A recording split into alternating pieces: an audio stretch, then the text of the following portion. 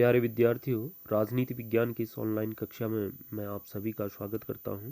विद्यार्थियों, इससे पूर्व भाग में हम लोगों ने गुटनिरपेक्ष आंदोलन है क्या, किस आंदोलन को हम जो है नॉन अलाइनमेंट मूवमेंट के नाम से जानते हैं, यह जानने का प्रयास किया। इसके साथ साथ हम लोगों ने यह भी जाना कि गुटनिरपेक्षता का क्या अर्थ है और गुटनिरपेक्ष आंदोलन को शुरू करने में किन राष्ट्रों की महत्वपूर्ण भूमिका रही। इस कुछ महत्वपूर्ण चीज़ों को हमने पिछले भाग में जाना।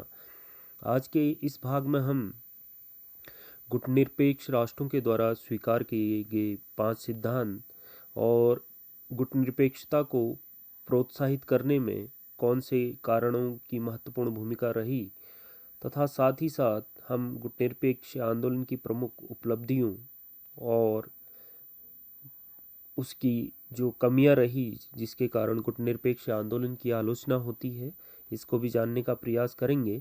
और साथ ही हम यह भी जानने का प्रयास करेंगे कि गुटनिरपेक्ष आंदोलन की शीत युद्ध की समाप्ति के बाद क्या प्रासंगिकता रह गई है, क्या वर्तमान में इसकी भूमिका होगी, इसको भी जानने का हम प्रयास करेंगे। तो विद्यार्थियों, सर्वप्रथम हम जो गुटनिरपेक्ष राष्ट्रों के द्वारा 5 अर्थात वह 5 शर्तें कौन सी हैं जो किसी भी राष्ट्र का गुटनिरपेक्ष आंदोलन से जुड़ने से पूर्व उन शर्तों को पूरा करना आवश्यक है। तो जिसमें पहली शर्त थी विद्यार्थियों, जो पहला सिद्धांत है कि वह राष्ट्र किसी भी सैन्य गुट का सदस्य न हो। अर्थात कोई भी राष्ट्र यदि गुटनिरपेक्ष आंदोलन से जुड़ना चाहता है तो उसका जो शीत युद्ध के दौर में जो गुटबाजी चल रही थी, उस गुटबाजी से वह अलग हो, किसी भी गुट का वह सदस्य न हो। ये पहली शर्त रखी गई थी। दूसरी चीज कि उस राष्ट्र को की अपनी स्वतंत्र विदेश नीति हो, अर्थात वह राष्ट्र अपनी स्वतंत्र विदेश नीति का अनुसरण करता हो, किसी बाहरी दबाव में, किसी महाशक्ति के दबाव में वह कार्य न करता हो, बल्कि स्वतंत्र रूप से निर्णय लेता हो, वह किसी बाहरी प्रभुत्व के दबाव में न हो। तीसरी चीज कि किसी महाशक्ति से द्विपक्षीय समझौता न करता हो। अर्थात कोई भी राष्ट्र यदि गुटनिरपेक्ष आंदोलन से जुड़ना चाहता है तो वह किसी भी महाशक्ति के साथ उसके द्विपक्षीय जो संबंध हो, वो समझौता उसके बीच में, चाहे वो सैन्य समझौता हो या सैन्य गठबंधन हो, उसका वो हिस्सा न हो, द्विपक्षीय समझौता इनके बीच न हुआ हो। तथा साथ ही साथ जो चौथी शर्त इनके द्वारा स्वीकार की गई थी कि अपने देश में वह जो है महाशक्तियों को सैन्य अड्डा स्थापित करने की अनुमति न देते हों। अर्थात यदि कोई भी राष्ट्र गुटनिरपेक्ष आंदोलन से जुड़ना चाहता है तो उस राष्ट्र के द्वारा किसी भी महाशक्ति को अपने देश में सैन्य अड्डा बनाने की इजाज़त न दी गई हो। तथा जो अंतिम 5वीं जो शर्त थी कि वह राष्ट्र जो है उपनिवेशवाद और साम्राज्यवाद का विरोधी हो। तो ये कुछ महत्वपूर्ण शर्तें थी जिन शर्तों को एक नए राष्ट्र के रूप में, या जो भी राष्ट्र गुटनिरपेक्ष आंदोलन से जुड़े हुए थे और जो नए राष्ट्र इसमें शामिल होने थे, उनको इन शर्तों को पूरा करना जरूरी था। इसके साथ साथ जो दूसरी महत्वपूर्ण चीज थी विद्यार्थियों की गुटनिरपेक्षता को प्रोत्साहित करने वाले कारक, अर्थात कौन सी चीजें रही, ऐसे कौन से कारण रहे कि जिन कारणों के कारण हम कह सकते हैं कि जो राष्ट्र थे उनके द्वारा गुटनिरपेक्ष आंदोलन की शुरुआत की गई और एक नया आंदोलन जो कि महाशक्तियों से अलग होकर, महाशक्तियों के गुटों से अलग रहकर इनके द्वारा एक नए आंदोलन की शुरुआत की गई थी। तो इसमें कुछ कि पहला जो कारण है कि सैन्य गुटों से पृथक रहना, कि जो नव स्वतंत्र राष्ट्र थे वो यह चाहते थे कि जो विश्व में शीत युद्ध के दौर में जो सैन्य गुटबाजी चल रही है, हम जो है इस गुटबाजी से अलग रहें, क्योंकि ये दोनों देश कभी भी जो है, दोनों ही महाशक्तियाँ और इसके गुट के जो सदस्य हैं वो कभी भी जो है युद्ध की स्थिति में आ सकते हैं। अगर इनके बीच युद्ध होगा तो नुकसान की जो है अत्यधिक संभावनाएं थी। और दूसरी ओर जिस तरीके का भय का वातावरण और अविश्वास का वातावरण इन महाशक्तियों के बीच में बना हुआ था, इनके गुटों के बीच में बना हुआ था, उस अविश्वास और हम कह सकते हैं कि उस गुटबाजी से भी ये नव स्वतंत्र राष्ट्र जो है बचना चाहते थे। अगला जो कारण था, आर्थिक कारण, हम मान सकते हैं कि जो नए स्वतंत्र देश थे वो लंबे समय तक जो महाशक्तियों के उपनिवेश रहे थे। महाशक्तियों ने उन राष्ट्रों का, जो पूर्व की महाशक्तियाँ थी, उन महाशक्तियों ने इनका बहुत अत्यधिक शोषण किया था। और ये अभी अभी जो है स्वतंत्र हुए थे। तो इन देशों को विकास करने के लिए यदि इनको तेजी के साथ आगे बढ़ना था, तेजी के साथ विकास करना था, तो इसके लिए इनको दोनों ही महाशक्तियों से आर्थिक सहायता की आवश्यकता थी। और यदि ये राष्ट्र जो है दोनों गुटों में से किसी एक गुट में शामिल हो जाते तो उस स्थिति में इन दोनों गुटों से जो इनकी आर्थिक सहायता या आर्थिक सहायता की जो संभावनाएं थी वो बहुत अल्प हो जाती। तो इस स्थिति में इनको लगता था कि यदि हम दोनों गुटों से अलग रहे तो दोनों महाशक्तियों से हमें जब चाहें हम इनसे फ़ायदा उठा सकते हैं, आर्थिक लाभ ले सकते हैं, नई तकनीकी का लाभ इनसे ले सकते हैं। अगर हम किसी एक ही गुट से जुड़े रह गए तो वह गुट हो सकता है कि अपनी मनमानी करने लग जाए और हमें जब सहायता की आवश्यकता हो तब वो जो है सहायता से हमें वंचित कर दे। तो दोनों गुटों से जो आर्थिक सहायता पाने की जो इच्छा थी उसके कारण भी जो है इन राष्ट्रों को गुटनिरपेक्षता के साथ जुड़ने के लिए प्रोत्साहित किया। अगली जो चीज़ थी वो थी स्वतंत्र विदेश नीति का संचालन। जो ये नए जो स्वतंत्र हुए जो राष्ट्र थे यह चाहते थे कि हम जो है अब जब हमें स्वतंत्रता मिल चुकी है तो उस स्थिति में हम स्वतंत्र विदेश नीति का संचालन करें, हम किसी बाहरी शक्ति के दबाव में कार्य न करें। यदि हम किसी बाहरी शक्ति के दबाव में हमें पूरा कार्य करना पड़ा, किसी महाशक्ति के गुट में हम शामिल हो गए तो उसी महाशक्ति के अनुसार हमें चलना पड़ेगा। तो इस तरीके से हमें एक नई तरीके की गुलामी करनी पड़ सकती है। तो इसलिए विद्यार्थियों इन राष्ट्रों के द्वारा, नव स्वतंत्र राष्ट्रों के द्वारा एक नई नीति का शुभारंभ किया गया जिसको हम गुटनिरपेक्षता की नीति के नाम से जानते हैं। तो ये कुछ ऐसे महत्वपूर्ण कारण थे जिसके कारण जो है जो नए जो स्वतंत्र राष्ट्र थे उनने गुटनिरपेक्षता का रास्ता चुना। अगला है मनोवैज्ञानिक व्यवस्था कि इन राष्ट्रों, जो नव स्वतंत्र राष्ट्र थे, उनको यह लगता था कि यदि हम जो है इन दोनों गुटों में से किसी एक गुट में यदि हम शामिल हो गए तो हम जो है अपनी जो इच्छा है, व्यवहारिक रूप से हम अपनी जो हमारी इच्छाएं हैं, जिस नीति का हम अनुसरण करना चाहते हैं, जिस तरीके से हम आगे बढ़ना चाहते हैं, उस तरीके से हम आगे नहीं बढ़ पाएंगे। हमें कहीं ना कहीं जो है जो महाशक्तियां हैं वह हमारी स्वतंत्रता को कहीं न कहीं उस पर नियंत्रण स्थापित करने का प्रयास करेंगी। और तो ये एक महत्वपूर्ण कारण था कि वह जो है अपनी स्वतंत्रता पर किसी तरीके से आंच आने देना नहीं चाहते थे। वह एक तरीके के गुलामी से मुक्त होकर दूसरे तरीके से जो है अपने आप को गुलाम नहीं करना चाहते थे। तो विद्यार्थियों ये कुछ ऐसे महत्वपूर्ण कारण हैं जिन्होंने गुटनिरपेक्ष जो राष्ट्र हुए या गुटनिरपेक्षता का आंदोलन जिन राष्ट्रों के द्वारा शुरू किया गया वो इन कारणों के कारण ही जो है इस आंदोलन को आगे बढ़ाने के लिए प्रेरित हुए।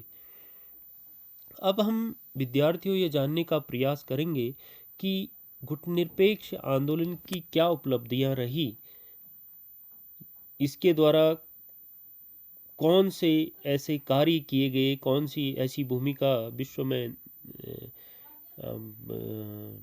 निभाई गई जिसके कारण हम इसको एक सफल संगठन के रूप में देखते हैं और जिसको हम गुटनिरपेक्ष आंदोलन की उपलब्धि कह सकते हैं। तो विद्यार्थियों, यदि इसकी हम उपलब्धि की बात करते हैं तो पहली उपलब्धि इसकी यह रही कि इस आंदोलन को दोनों ही गुटों, अर्थात जो पूंजीवादी गुट था और जो साम्यवादी गुट था, उन दोनों ही गुटों के द्वारा इस आंदोलन को मान्यता दी गई। दोनों ही गुटों ने यह स्वीकार किया कि एक तीसरी शक्ति के रूप में गुटनिरपेक्ष राष्ट्र हैं और अपनी भूमिका का ये जो है निर्वहन कर रहे हैं। दूसरी चीज कि गुटनिरपेक्ष आंदोलन ने जो शीत युद्ध के दौर में जो चली आ रही विभिन्न संघर्ष थे, उन संघर्षों को टालने का काम किया। गुटनिरपेक्ष राष्ट्रों में से अनेक जो राष्ट्र थे उनके द्वारा शीत युद्ध के दौर में अपनी महत्वपूर्ण भूमिका निभाई गई, चाहे वो कोरिया युद्ध हो, सुएज नहर का संघर्ष हो या इंडो चीनी संघर्ष हो। इन संघर्षों के दौरान चाहे वो भारत हो या जो अन्य गुटनिरपेक्ष राष्ट्र हों, उन राष्ट्रों ने एक महत्वपूर्ण भूमिका निभाई। और इन राष्ट्रों ने जो शीत युद्ध के दौर में जब ये लगने लगा कि अब स्थितियां बड़ी चरम पर हैं, कभी भी महाशक्तियों के बीच युद्ध हो सकता है, तो उस स्थिति में इन राष्ट्रों ने उस संघर्ष को टालने का प्रयास किया और यह जो है गुटनिरपेक्ष राष्ट्र इस जो है उद्देश्य में सफल भी रहे। तो यह गुटनिरपेक्ष आंदोलन की एक बड़ी उपलब्धि मानी जाती है कि गुटनिरपेक्ष राष्ट्रों ने जो शीत युद्ध के दौर में जो तनावपूर्ण माहौल चल रहा था, उस माहौल को इन्होंने नियंत्रित करने का प्रयास किया। एक तीसरी शक्ति के रूप में उभर कर इन लोगों ने शीत युद्ध के दौर की जो तनाव था उसमें कमी करने में महत्वपूर्ण भूमिका निभाई। अगला जो एक महत्वपूर्ण कि गुटनिरपेक्ष आंदोलन के उदय के पश्चात विकासशील राष्ट्रों के मध्य आर्थिक सहयोग की बुनियाद रखना, कि गुटनिरपेक्ष आंदोलन ने जहां जो विकासशील राष्ट्र थे, क्योंकि इसमें अधिकांश जो राष्ट्र जुड़े गुटनिरपेक्ष आंदोलन से, वह राष्ट्र या तो विकासशील थे या बहुत अल्प विकसित अवस्था में थे। ये अभी अभी स्वतंत्र हुए थे, यहाँ पर आर्थिक विकास की अभी अभी शुरुआत हुई थी और या होनी थी। तो इस तरीके से गुटनिरपेक्ष आंदोलन ने एक बड़ा महत्वपूर्ण मंच नए राष्ट्रों को प्रदान किया और इन राष्ट्रों के द्वारा जब कभी भी विश्व मंच पर विकासशील राष्ट्रों के हितों की बात हुई तो बहुत मजबूती के साथ इन गुटनिरपेक्ष राष्ट्रों के द्वारा अपनी बात को। अगली उपलब्धि मानी जाती है विद्यार्थियों की नई आर्थिक व्यवस्था की शुरुआत।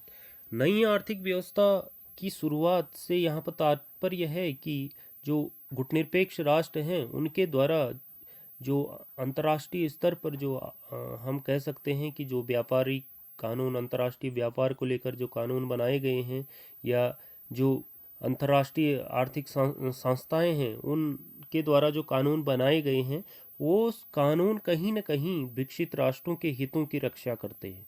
तो गुटनिरपेक्ष आंदोलन से जुड़े राष्ट्रों के द्वारा निरंतर यह प्रयास किया गया है कि वह जो विकासशील राष्ट्र हैं उनके हितों की सुरक्षा करे। गुटनिरपेक्ष जो मंच है वो एक महत्वपूर्ण मंच है जिसके माध्यम से गुटनिरपेक्ष राष्ट्र अपनी बात विश्व पटल पर रखते आ रहे हैं। इनके द्वारा संयुक्त राष्ट्र संघ में भी लगातार विकासशील राष्ट्रों के हितों की पैरवी की जाती है और निरंतर यह प्रयास किया जाता है कि जो विकासशील राष्ट्र हैं उनके हितों की सुरक्षा की जाए। और सन 1974 में नई अंतर्राष्ट्रीय अर्थव्यवस्था स्थापित करने की घोषणा इन गुटनिरपेक्ष राष्ट्रों के द्वारा की गई। तो विद्यार्थी, इस तरीके से हम कह सकते हैं कि गुटनिरपेक्ष आंदोलन एक महत्वपूर्ण आंदोलन रहा है। इसके द्वारा अनेक स्तरों पर सफलता प्राप्त की गई है, जहां इसने शीत युद्ध के दौर में जो गुटों के बीच में जो तनाव चल रहा था उस तनाव को टालने का काम किया। वहीं इसकी शुरुआत में जब इस आंदोलन की स्थापना हुई, गुटनिरपेक्ष मंच बना, तो केवल 25 इसके संस्थापक सदस्य थे, जिनकी संख्या आज 120 तक हो चुकी है, जो इसकी सफलता को दर्शाते हैं। इसके 18 शिखर सम्मेलन हो चुके हैं। 2019 में बाकू अजरबैजान में इसका अंतिम सम्मेलन हुआ था, जो प्रत्येक चौथे 3 साल के बाद चौथे साल में यह सम्मेलन होता आया है। तो विद्यार्थियों, इस तरीके से यह आंदोलन निरंतर जो है अपनी उपलब्धियों को प्राप्त करते आ रहा है, तो इसको हम एक सफल आंदोलन मान सकते हैं। वहीं दूसरी ओर गुटनिरपेक्ष आंदोलन की आलोचना भी की जाती है। विद्यार्थियों, इसको एक अवसरवादी और काम चलाने की नीति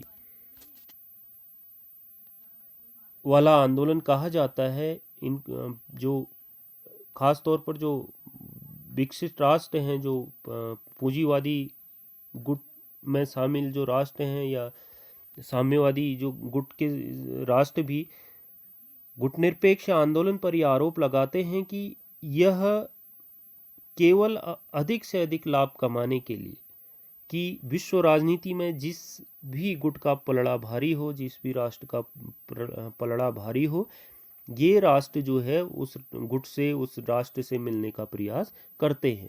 अर्थात यह केवल अपने हितों की पूर्ति के लिए किसी भी पलड़े में जा सकते हैं, किसी जहां से भी इनको सहायता मिल जाए, जहां से भी इनको अधिक लाभ की उम्मीद हो, उस देश के साथ ये मिलने को तैयार। इसको एक अवसरवादी और काम निकालने की नीति भी इसको कहा जाता है। दूसरी ओर अव्यावहारिक नीति, जो गुटनिरपेक्ष आंदोलन को एक अव्यावहारिक आंदोलन बताया गया है, कि क्योंकि जो भी सिद्धांत इस आंदोलन के लिए निर्धारित किए गए हैं, आलोचकों का मानना है कि सैद्धांतिक रूप से जो सिद्धांत इन राष्ट्रों के द्वारा स्वीकार किए गए हैं, ये समय के साथ उसको बदलते रहते हैं, और वास्तविक रूप से, जो व्यवहारिक रूप से ये उन सिद्धांतों का पालन नहीं करते हैं। ये माना जाता है कि जहां सैद्धांतिक रूप से इनके द्वारा किसी भी गुट से जो है द्विपक्षीय समझौते को अस्वीकार किया गया है।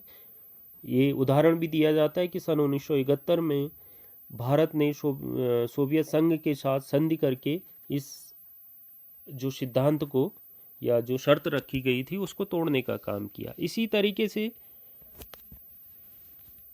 जो चाहे वो घाना हो, चाहे म्यांमार हो, इनके द्वारा समय समय पर इस आंदोलन में जो सिद्धांत और शर्तें निर्धारित की गई हैं, उनको तोड़ने का काम किया है।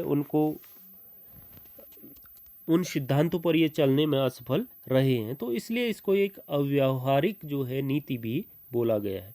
अगली चीज है कि यह एक मूल्य रहित पैत्र है। अर्थात जो गुटनिरपेक्ष आंदोलन है वह, उसका कोई मूल्य नहीं है। अर्थात यहाँ पर जो देश जुड़े हुए हैं गुटनिरपेक्ष आंदोलन से, उनमें बड़ी भिन्नता देखने को मिलते हैं। जहाँ भारत और श्रीलंका जैसे देशों में लोकतांत्रिक व्यवस्था चल रही है, लोकतांत्रिक देश ये हैं, वहीं मोरक्को, इथोपिया और नेपाल जैसे राष्ट्रों में लंबे समय तक राजशाही का बोलबाला रहा। वियतनाम, क्यूबा, लाओस में ये कम्युनिस्ट देश, इसमें कम्युनिस्ट देशों का बोलबाला रहा। वहीं बहुत से देश, चाहे वो इंडोनेशिया है, म्यांमार है, पाकिस्तान, यहाँ पर जो है लंबे समय तक तानाशाही शासन रहा, फौजी शासन यहाँ पर रहा।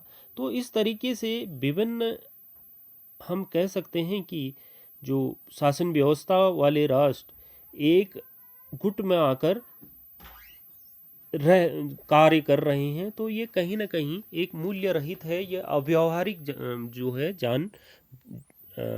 अव्यावहारिक लगता है। तो इस तरीके से हम कह सकते हैं कि गुटनिरपेक्ष आंदोलन सिद्धांततः जो सिद्धांत इसके निर्धारित किए गए हैं वास्तविकता में उससे बहुत अलग है। तो इस तरीके से इसकी आलोचना भी की जा सकती है या आलोचना की जाती है, लेकिन हम आलोचना के बावजूद यह कह सकते हैं कि गुटनिरपेक्ष आंदोलन ने शीत युद्ध के दौर और उसके बाद जो नव स्वतंत्र राष्ट्र हैं उनको मंच देने में, उनके विकास में एक महत्वपूर्ण भूमिका निभाई है। तो विद्यार्थियों, अगला जो एक महत्वपूर्ण प्रश्न जो आपसे लगातार पूछा जाता है आपकी परीक्षाओं में कि गुटनिरपेक्ष आंदोलन का वर्तमान में क्या औचित्य है। विद्यार्थियों, जैसे कि हम इससे पूर्व पढ़ चुके हैं कि गुटनिरपेक्ष आंदोलन के उदय के पीछे जो मुख्य कारण था कि शीत युद्ध के दौर में जो गुटबाजी चल रही थी दो महाशक्तियों और उनके गुटों के बीच में, उस गुटबाजी से अलग रहने के लिए इस गुटनिरपेक्ष आंदोलन का उदय हुआ था।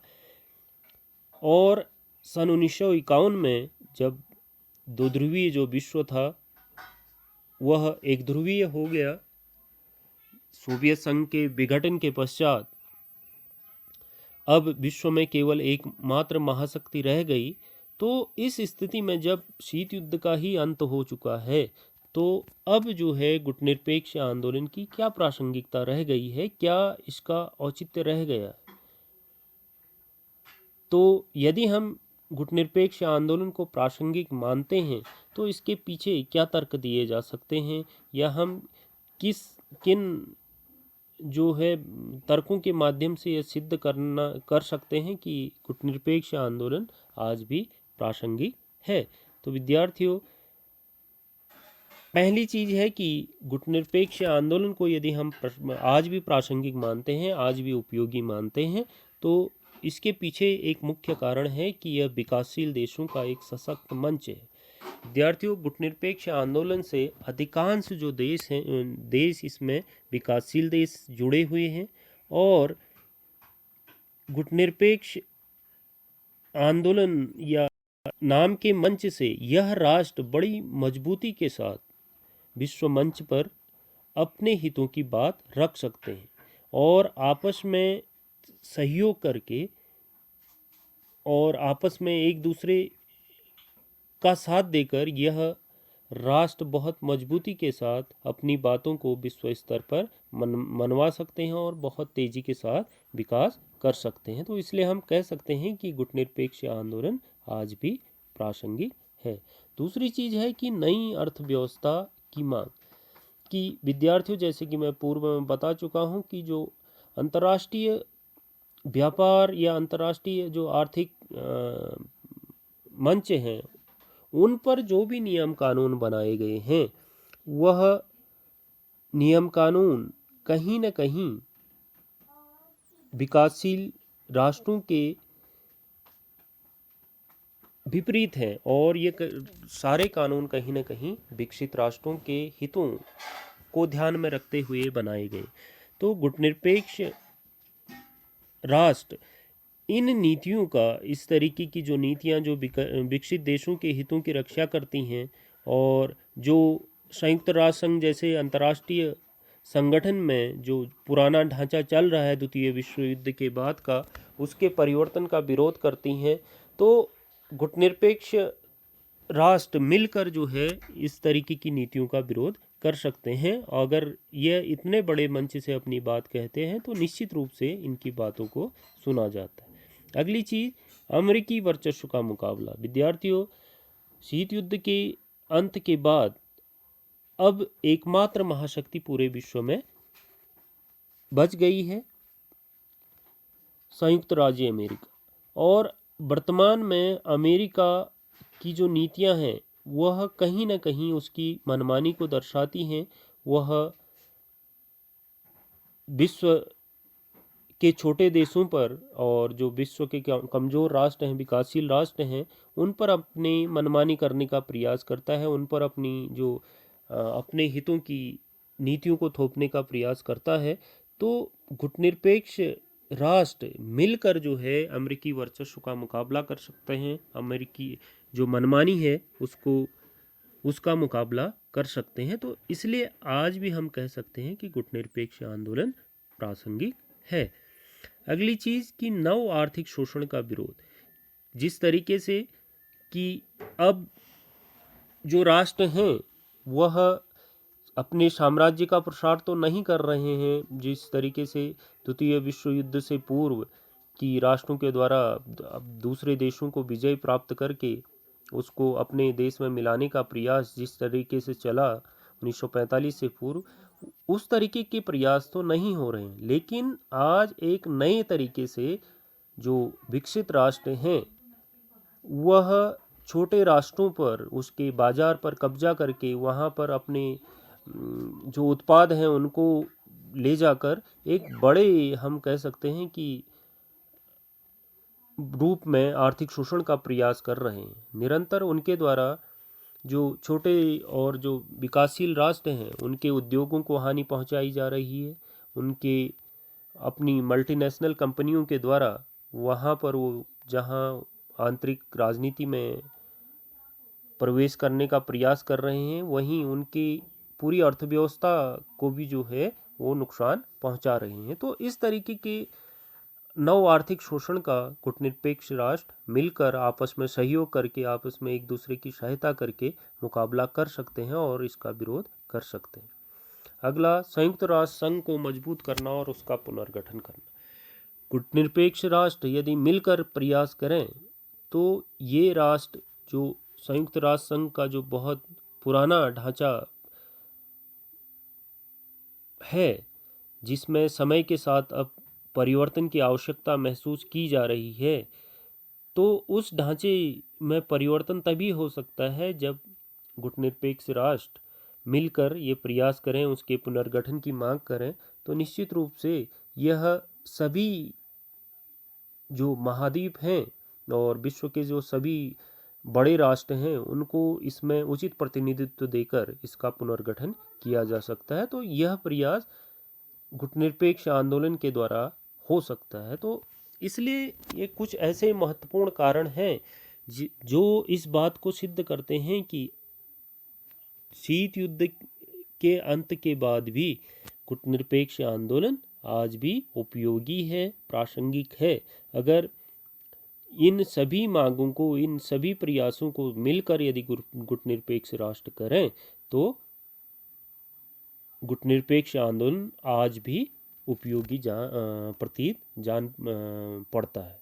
वहीं जो गुटनिरपेक्ष आंदोलन को अप्रासंगिक मानते हैं उनका मानना है कि जब शीत युद्ध का ही अंत हो चुका है, क्योंकि जो गुटनिरपेक्षता का उदय हुआ उसके पीछे मुख्य कारण था कि शीत युद्ध की गुटबाजी, जब गुटबाजी समाप्त हो चुकी है, सोवियत संघ का विघटन हो चुका है, विश्व दो ध्रुवीय से एक ध्रुवीय हो चुका है, तो अब जो है गुटनिरपेक्षता की कोई आवश्यकता नहीं है। क्योंकि जब गुटबाजी समाप्त हो चुकी है तो अब गुटनिरपेक्ष जैसे आंदोलन की कोई आवश्यकता नहीं है। अब यह जो है महत्वहीन जान पड़ता है या इसका कोई महत्व अब जो है नहीं रह गया। तो विद्यार्थियों, इस तरीके से ये प्रश्न आप लोगों से पूछा जाता है कि गुटनिरपेक्ष आंदोलन का क्या औचित्य है, क्या ये आज प्रासंगिक है या अब ये अप्रासंगिक हो चुका है। तो इस पर आप अपनी बात कह सकते हैं, अपनी बात रख सकते हैं। अगला जो महत्वपूर्ण टॉपिक इसके अंतर्गत है कि गुटनिरपेक्षता और भारत की गुटनिरपेक्ष आंदोलन में क्या भूमिका रही, किस तरीके से अपनी भूमिका का निर्वहन भारत ने किया। तो विद्यार्थियों, गुटनिरपेक्ष आंदोलन में भारत की एक बहुत महत्वपूर्ण भूमिका रही। जो गुटनिरपेक्षता की शुरुआत है वो कहीं ना कहीं उसका श्रेय भारत को जाता है। भारत के प्रथम प्रधानमंत्री पंडित नेहरू को इस आंदोलन की नींव रखने का श्रेय जाता है। और इस आधार पर हम कह सकते हैं कि गुटनिरपेक्षता को शुरू करने में भारत की एक बड़ी महत्वपूर्ण भूमिका रही है। भारत गुटनिरपेक्ष आंदोलन के संस्थापक सदस्यों में से एक रहा है। दूसरा, स्वयं को महाशक्तियों की गुटबाजी से अलग रखना। भारत ने शीत युद्ध के दौर में जो गुटबाजी चल रही थी, महाशक्तियों के बीच में जो तनातनी चल रही थी, भारत अपने आप को इस दौर में विभिन्न परिस्थितियों के बीच भी अपने आप को इन महाशक्तियों से अलग रहने में कामयाब हुआ। और महाशक्तियों के द्वारा जो गुटनिरपेक्ष आंदोलन को मान्यता दी गई, ये कहीं न कहीं इस बात को सिद्ध करता है कि भारत के द्वारा जिस नीति को आगे बढ़ाने का प्रयास किया गया, जिस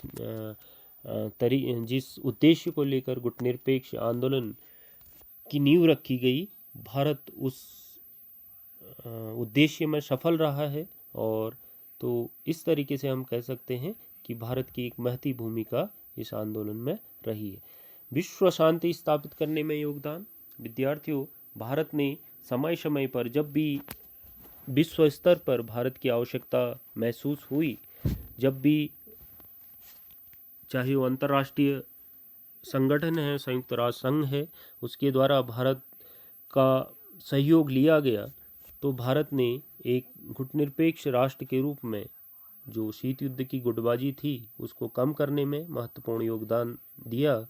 चाहे वो कोरिया युद्ध हो, कोरिया युद्ध में भारत के द्वारा मध्यस्थता की गई और भारत के द्वारा अपने शांति सैनिकों को भेजकर विश्व में संघर्षशील राष्ट्रों में संघर्ष को कम करने में महत्वपूर्ण भूमिका निभाई गई। तो विद्यार्थियों, इस तरीके से हम कह सकते हैं कि गुटनिरपेक्ष आंदोलन को सफल बनाने में भारत की महत्वपूर्ण भूमिका रही है। इसके अलावा गुटनिरपेक्षता में नव स्वतंत्र राष्ट्रों को भरोसा पैदा करने में भारत ने जो नव स्वतंत्र राष्ट्र थे, जो अभी अभी स्वतंत्र हुए थे द्वितीय विश्व युद्ध के बाद, उन राष्ट्रों को गुटनिरपेक्ष आंदोलन से जोड़ने और उनको समझाने में सफलता प्राप्त की। और कहीं न कहीं भारत पर विश्वास रखकर ही ये राष्ट्र, जो छोटे राष्ट्र थे, नव स्वतंत्र राष्ट्र थे, वो गुटनिरपेक्ष आंदोलन से जुड़े। आज 120 राष्ट्र इस आंदोलन से जुड़े हैं। तो ये कहीं न कहीं भारत और गुटनिरपेक्ष दोनों की सफलता को दर्शाता है। और भारत जैसे बड़े देश पर भरोसा करके ही जो छोटे छोटे राष्ट्र थे वो गुटनिरपेक्षता जैसे मंच के साथ जुड़े। तो इस तरीके से विद्यार्थियों, हम कह सकते हैं कि भारत की गुटनिरपेक्ष आंदोलन को शुरू करने और उसको चरम तक पहुंचाने में एक बड़ी महत्वपूर्ण भूमिका रही है। और भारत को हम एक महत्वपूर्ण गुटनिरपेक्ष राष्ट्र के रूप में देखते हैं। तो इस तरीके से हम आज के इस भाग के माध्यम से यह समझ पाए होंगे विद्यार्थियों कि गुटनिरपेक्ष आंदोलन के प्रमुख सिद्धांत क्या हैं और गुटनिरपेक्ष आंदोलन क्या उपलब्धियां रही और इसकी क्यों आलोचना की जाती है, और ख़ास तौर पर गुटनिरपेक्ष आंदोलन की क्या प्रासंगिकता है वर्तमान में, और भारत की गुटनिरपेक्ष आंदोलन को शुरू करने में क्या भूमिका रही। तो विद्यार्थियों, आज की कक्षा हम यहीं पर समाप्त करते हैं और अगले भाग में पुनः जो है मुलाकात होगी। धन्यवाद।